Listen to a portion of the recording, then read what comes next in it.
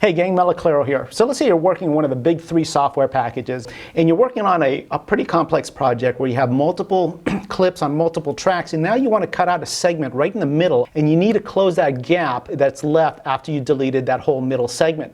Is there a way to do that very easily such that all of those clips across all of those tracks still stay in sync with each other? Very important, and I'll show you how to do that in each of the big three.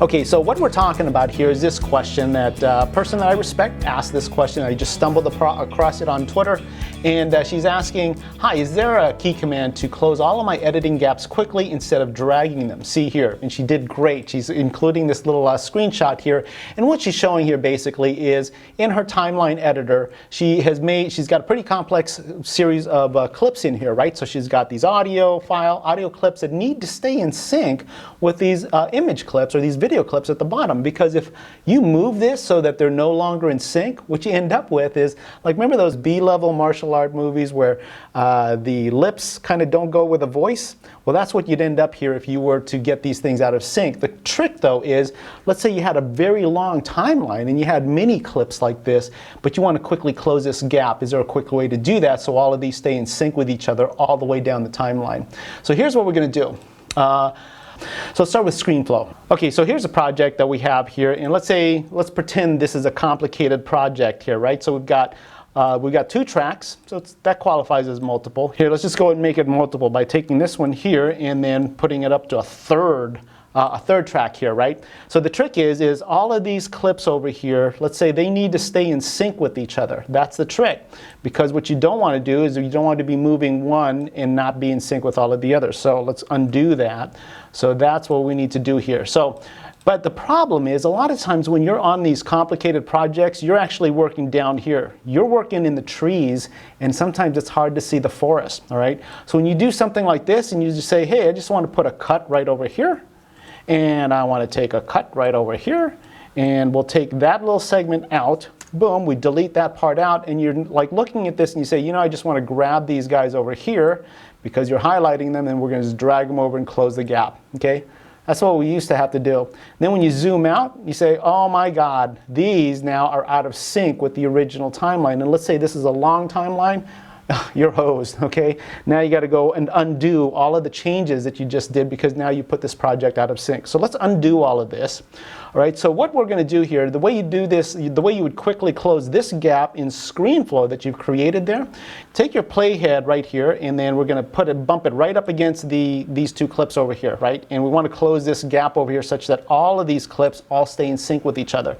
So all we're going to do is, with this selected, bump it right up there with that selected, and then what we do is push the Shift key on a keyboard, Shift, click, and drag. Okay, so now we've got this little blue selection range right in there, and all we can do is delete that with a Command and a Delete on a keyboard. So Command, Delete, and notice how that closes that up, and all of these stayed in sync with each other.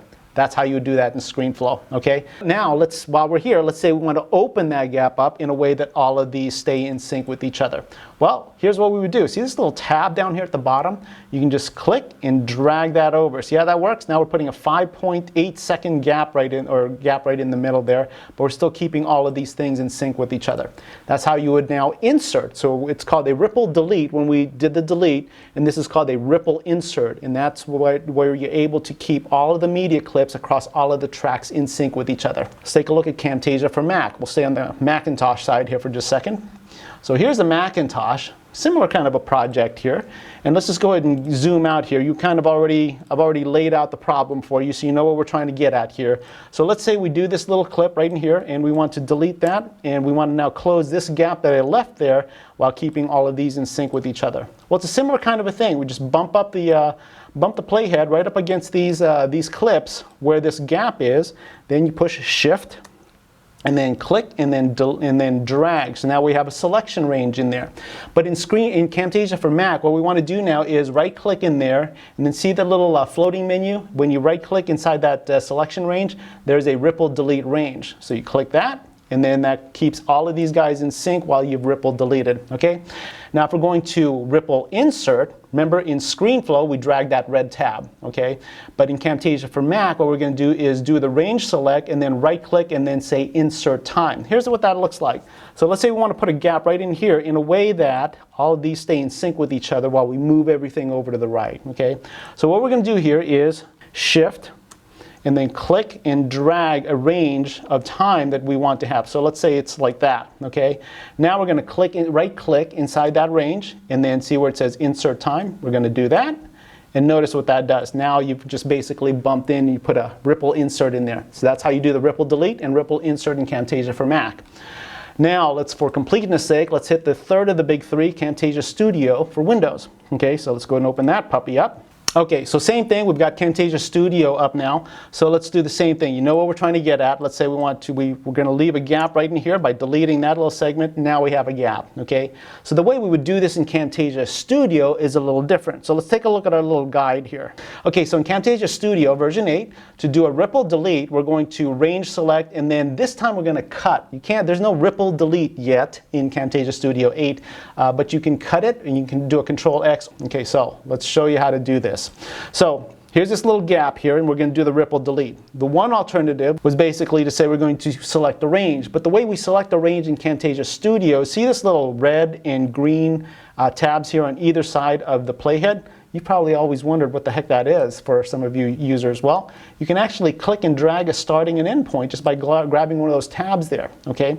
And by the way, just to eliminate that, you can just double click someplace and that kind of snaps them back together. I cover all of this in my course in Digital Know-How.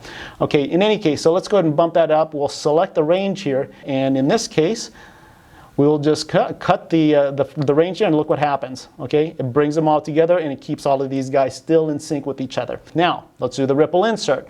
So when we do the ripple insert in Camtasia Studio, we would say range select, oh wait, let's finish this other one here. So the alternate method was to select the range, delete, and then shift, click, and drag to close a gap. And what that means is basically we're going to come in here and bump the playhead right up against this, wherever it is you want to close a gap, and then we're going to choose the shift button, shift, click the playhead, and then drag that over. See how that works? Okay, I'm just going to drag that over, and that closes that gap very nicely. All right, so that's how you do the ripple delete, or the ripple delete in Camtasia Studio. Now let's do the ripple insert. So in Camtasia Studio, again version 8, range select, click, right click, and then insert time. So very much similar to how we did in Camtasia for Macintosh, right? So we're going to do the range selection here. So let's say it's going to be that much, and the idea is we want to put a gap in there so we can put other media clips while keeping all of these guys in sync with each other. So just right click inside that range selection area, and then you would just say insert time. And then that puts your little gap where you can now put additional clips in there, and you've still kept all of these guys in sync. Okay, so that's how you do the ripple delete and the ripple insert in the big three in ScreenFlow, Camtasia for Macintosh, and Camtasia Studio. Again, we cover a lot of these in the Digital Know-How course, which I'll put a link down below if you want to learn more about these tips. Other than that, if you have any questions, go and ask, and I will see you in the next video. Take care.